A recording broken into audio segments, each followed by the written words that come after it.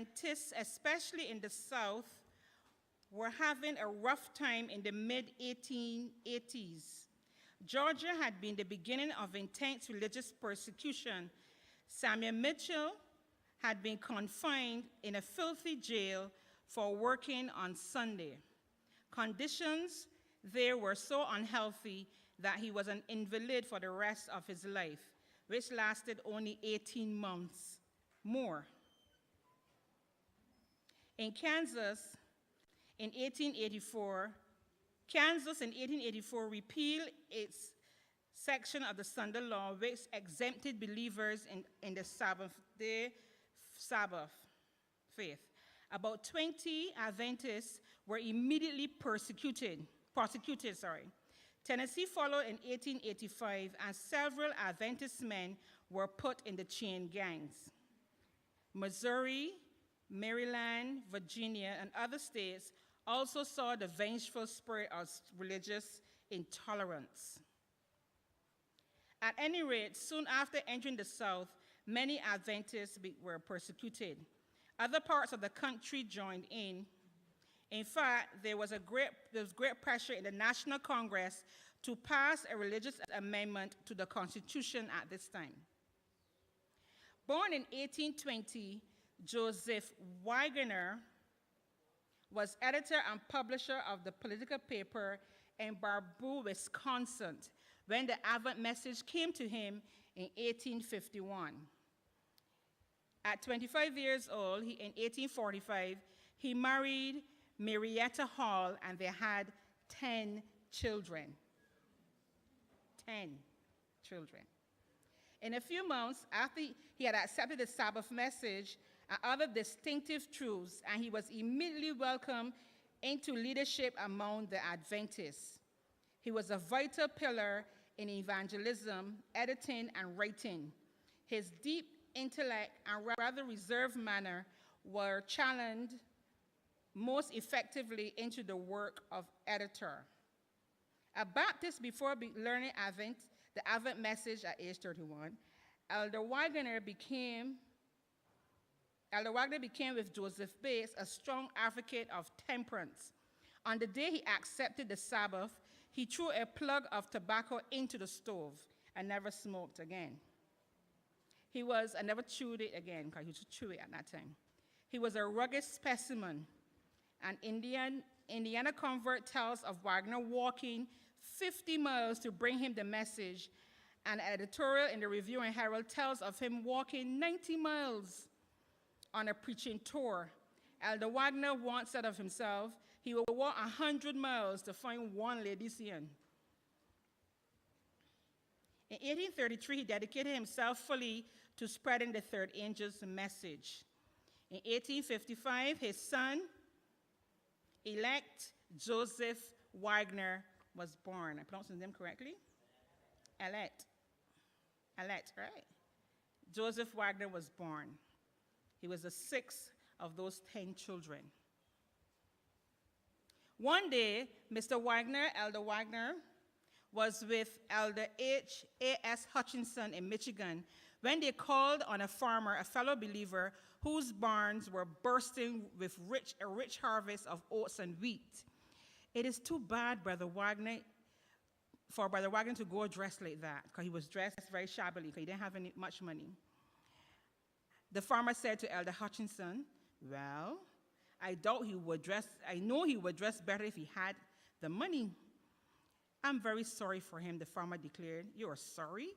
But you could sell some of your wheat and oats and give him the money to help him.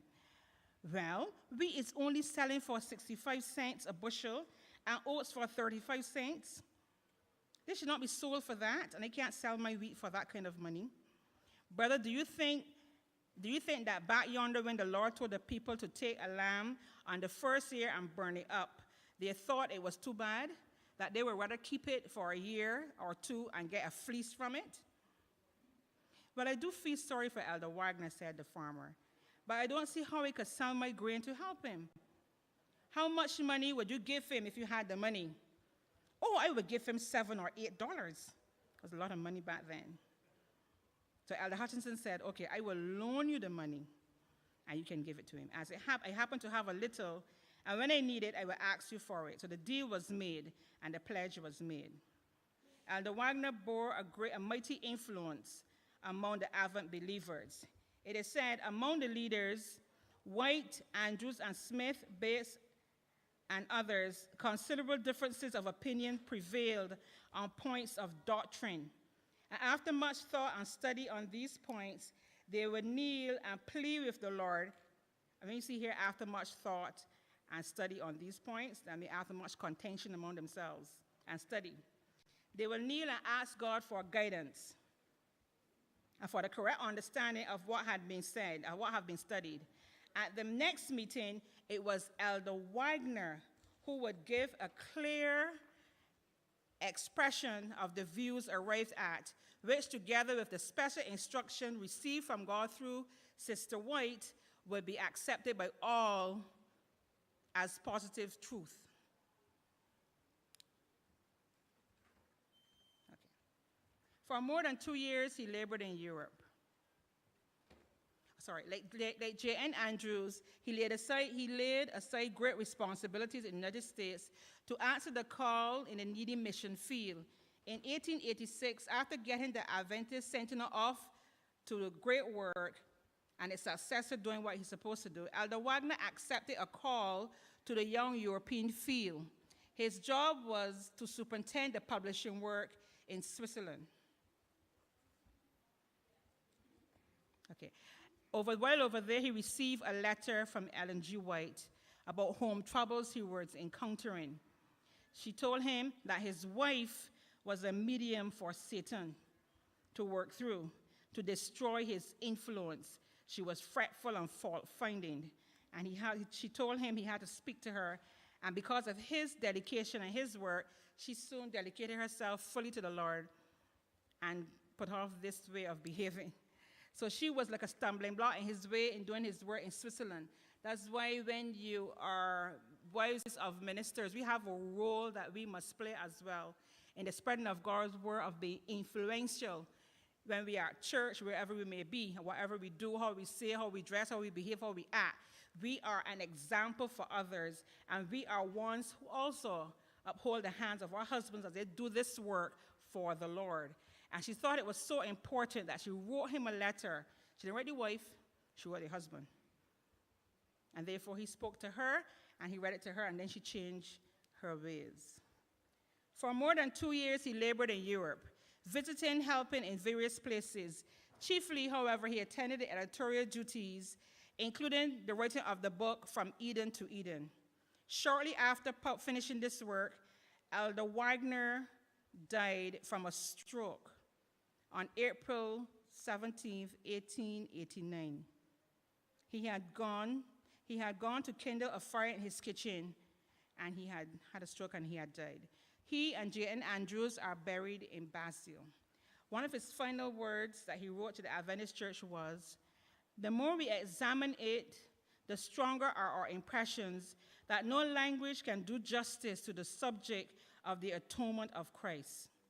The mind of man in this present state cannot realize its greatness and its glory. It is the prayer of this author that the reading of this book may rouse in others the desire which in writing has strengthened in his own heart to enter into the immortal state where we may, through ceaseless ages and with enlarged powers, contemplate and admire the unsearchable riches of Christ." The name of Wagner was carried on in Adventist circles through his son, E.J. Wagner, who became a prominent editor and preacher, a reformer in the doctrine of justification by faith, which, by the way, was clearly explained somewhat by his father in 1868. You see the role that fathers play in teaching their sons and their children? The younger Wagner served as editor of the Sun of the Times and the Present Truth. Next week, we shall hear about the story and the life of E.J. Wagner, the son. Thank you.